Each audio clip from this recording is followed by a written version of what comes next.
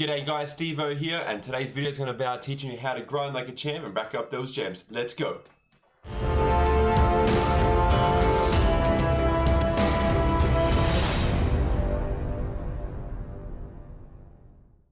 Alright guys, let's just jump straight into it, shall we? Here you can see a list of monsters, just all level 4s, hence the Team 4-star deck name. And this deck is seriously just designed to go into the portal, do some level 10 jewels, multiply by 3, so you get 1500 experience. And these jewels take about 30 seconds to complete. Now, you don't have to have a deck straight like this. Pretty much whatever you have in your inventory, try and get the highest 3 or 4 level monsters with between 16 to 2000 attack, like Berserk Gorilla. I've got the Carrot Man, and we have all these monsters here that have 2000 attack, 2000 attack, 1950, 1900, 2000. Pretty much what's designed to do is when you just enter these portals, your opponent is going to be playing monsters that have less than 1000 attack, and in about 2-3 turns you're going to kill them. You do this over and over and over again, and before you know it, you have a character from level 1 to level 30, which is roughly 1500 gems, and then you just rinse and repeat. You then you can copy the deck to another character, bada bing bada boom, happy days. Now I've also put Power of the Guardians in there as well, just to speed up the process. It's not really a necessity, you just need 2000 attack beat sticks and you pretty much just win the game that way. However, if you want to do it even quicker, you can put in a Neos Fusion and a Neos, and this will make it go even quicker because you're summoning 2 monsters in 1 turn. And also you can pop in a Kachi Gotchi, because why not? You have 2100 overlay, pop it with Power of the Guardian, and you just get there as well. This deck is purely designed for beating duelists in the portal and just to grind out and get the gems as quick as possible.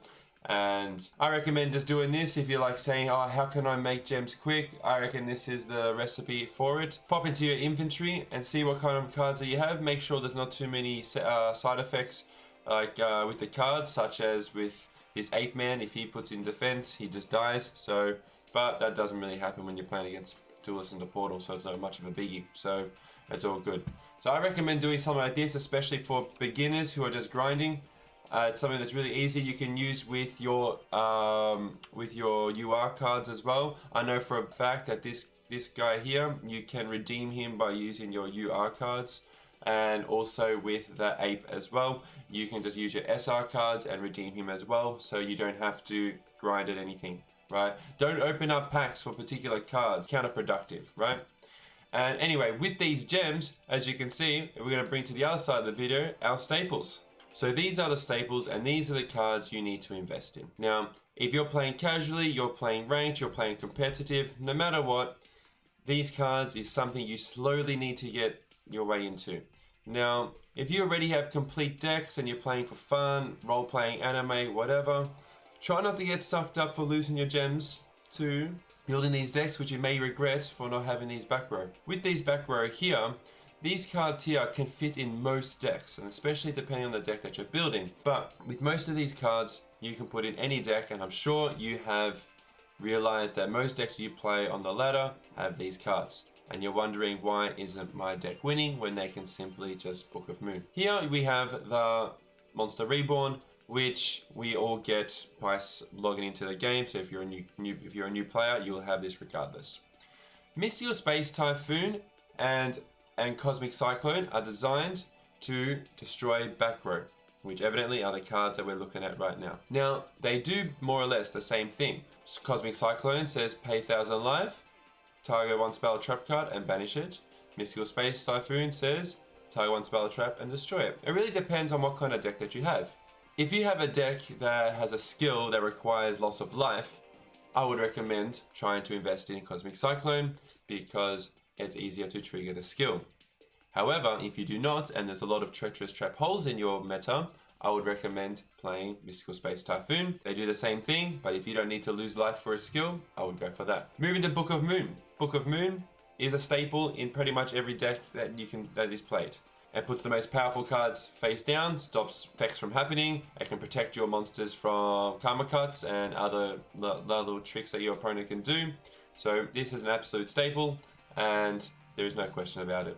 Lance is pretty much like a mystical space typhoon or a cosmic cyclone. It protects your monsters from back row. So this means instead of destroying back row, your monsters are protected. And also you can do some tricks with your opponent's monsters like Alistair the Invoker, which is not really big right now, but the UK can't use them as fusion material, so that's a bit of a tricky part as well. Now, in terms of Necro Valley, so most decks in today's meta do use the graveyard, and this is a card that you may want to get with a dream ticket, but again, it's mostly a sideboard card, so if you're not playing events, don't worry too much about it, but I still think it is somewhat of a staple at some caliber. We have Forbidden Chalice. Forbidden Chalice negates the abilities of monsters. So you can use this as like a kind of a Book of Moon, more of like a, it's like a Book of Moon where you can negate the abilities of your monsters, or your opponent's monsters I should say, and therefore they will not activate and you can stop them in their tracks. However, it does give them plus 400 attack, but that's generally minuscule compared to the ability they were just about to have. We then move on to Enemy Controller. Enemy Controller is a free-to-play card. It's great. It's quite good. It's similar to a Canadia, which it will put the monster in defense position. So when they attack, you can save yourself for one turn. Also, you do have the ability to tribute your own monster and then take control of your opponent's. And you could do a strange OTK with that. You can use their monster as tribute. You can do a lot of things with that. So this is a quite flexible card. It is limited to 2 for a reason. Fiendish Chain. Fiendish Gate is great. It's similar to a Chalice but continuous. It negates your opponent's monster act abilities as well as stops it from attacking. And this is very good as well, especially in decks like Talonites where they can bounce it back to their hand and do it again. This is picking up popularity due to Talonites, and yeah, absolutely great card to pick up. Another card is Raigeki Break. Now this brings me to this next section of the video. Raigeki Break, Divine Wrath, Karma Cut, Ultimate Providence all require you to discard a card. Raigeki Break and Karma Cut are more or less the same. Raigeki Break says discard a card, target any card on the field, including back row and a monster, destroy it. Karma Card says target any monster on the field and remove it from the game, as well as every other copy that is in the graveyard, which is obviously fantastic. Now, these cards are good in decks that require some cards in your hand to be discarded to activate an ability, just like Ancients in Blue Eyes, or something similar, Ultimate Providence and Divine Wrath, where they ask you to discard a card to negate the activation of a monster and then destroy that monster. So that's something to consider. So if you have a hand discard deck, I would recommend putting in these cards because they are much more designed for that kind of synergy. Moving on to Drowning Mirror Force. This here can go in and out of the meta depending on certain decks, such as Dynamist or even Yosenju's. These decks here don't like playing against Drowning Mirror Force. However, some decks that use these are decks with a lot of hand traps using like Sphere Karibos, Kiteroids, etc. We'll get into that as well. These are also good to pick up. I wouldn't say they are urgency, but something that you can pick up once you get other cards that are more priority. Moving to the Canadia. Canadia is very similar to a Book of Moon, however it is a trap. So therefore you can't use it on your first turn, unlike Book of Moon. But it does have another ability, is if you or your opponent play a trap, you can activate it from the graveyard to then special summon a token with 1200 attack and 0 defense into play. You can use this more of another meat shield, or you can actually use it into synchros or overlaying as well. Floodgate is the next one. Floodgate is everyone's hated card. Floodgate is great. I do recommend picking this up, but mostly with your UR Dream tickets because the other cards in the pack are not really great at the moment. So if you have UR Dream tickets, slowly get into this. Team Buddy Force Unite here is a card that is used, again, this is more dependent on the decks that you are playing, like Magnets. You can play sneaky, janky stuff if you like. I've seen Harpy play this. I've seen Talonites play this. This has got a little variety of things here. Pretty much what this does is you can target a monster on the field, use yours or your opponent's, and special summon one who has the same original type as that monster. So you can cheat cards into play from the graveyard or your hand, so it's really good. Now to possibly the best trap in the game, I would say, is Treacherous Trap Hole, everyone's kryptonite. This is an absolute must to pick up. If you would have to get any of these cards first, Tretch would be the one to get. This can stop and win any game. It can destroy 2 monsters on the field, provided that you do not have any traps in the graveyard. And in today's meta, everyone is summoning multiple monsters in one turn to overlay in synchro, so this is an absolute given. Moving on to Wall of Disruption. Wall of Disruption is similar to the Drowning Mirror Force. It has kind of faded out in today's meta, but nonetheless still popular. This card here says when an opponent's monster declares an attack, all attack position monsters will lose 800 attack for each monster they control. So this is generally in a deck that if you have weenies, essentially like monsters who do not have a high attack, and you want to decrease the attack of your opponent, this is generally the one you go for. Again, this is not a first priority list. Ultimate Providence is what is called the free-to-play Divine Wrath, which is just above it here, and this is a counter trap. Pretty much, as I told you before, it's a discard and counter the respective card's activation and destroy it. Fantastic as well. Moving on to the extra deck, Dweller is a card that I would recommend hunting. It's in a mini box. It's not that hard to acquire. Every deck would run a Dweller. Most decks or every deck run Malevolent Sin. Roach is an easy card to grab as well. This stops special summons from happening. And then you have Patriarch, is more against your tribal decks like Cyber Dragons or Harpies. So this is also a great card to pick up. Now let's move on to some other staples here. So these staples here are more so, these are called hand traps, and hand traps are designed to stop you from dying. Sphere Creeper says when an opponent monster declares an attack, you can discard this card and then put the monster in defense position, therefore not dying that turn. Then you have Kiteroid, which is a free-to-play version.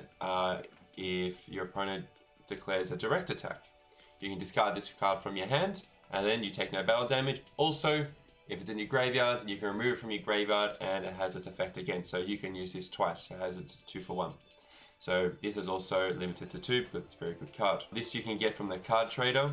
The Sphere Creeper is a very old card. It's in the first couple of boxes. Again, there's not that many other cards worth getting in that box, so I would not prioritize this at all. However, free to play is Karibo. This is very similar to the Kiteroid. You discard this and you take no battle damage. So if you're looking for hand traps and something to stay alive, to activate your traps like a Drowning Mirror Force, I would suggest playing Kiteroid and Karibo because they will assist you a lot.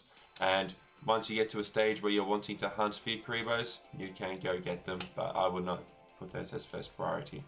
Now, talking about free to play, there's also some other cards that you can consider with your back row removal, which you can find at the card trader. I came across Spiritualism actually quite recently when I was talking to some new players on stream. And what this card does, it says return a spell trap card your opponent controls. This card's activation effect cannot be negated. So this is essentially like a Mystical Space Typhoon or a Cosmic, but only for 1 turn. So if you're trying to go for the kill, they've got back row, but you don't have any back row removal, I would suggest picking this up from the card trader, and then as you're grinding and farming your back row removal, you slowly replace them with these. There's another one you can also look for, and it's Anti-Magic Heroes. This card is a quick play spell you play at the start of your battle phase, and once you do, your opponent can't activate any back row. Therefore, your monster cards being safe, and you can do what you please with them and do your OTK as well. These 2 cards I would suggest picking up. They are free to play, either from the card trader or using your SR tickets. And once you acquire your other back row removals, you slowly just replace them. So this is a good shout as well. I hope you liked the video. I hope you learned something. And if you think I have missed anything, please comment down below and I'll get back to you straight away. And if you want to see more, you can go into our stream at Yami Steven, or even jump into the Discord, DLM on the Rise. You'll see on the link down below. And come and join our Discord. There's a lovely community. We answer all questions. We have some experienced players, some not so experienced players. We have new player help, free to play support. and also we just talk about pretty much anything on that. So come on down and leave us a like, subscribe, and join the Discord and join the community of making duel links great again.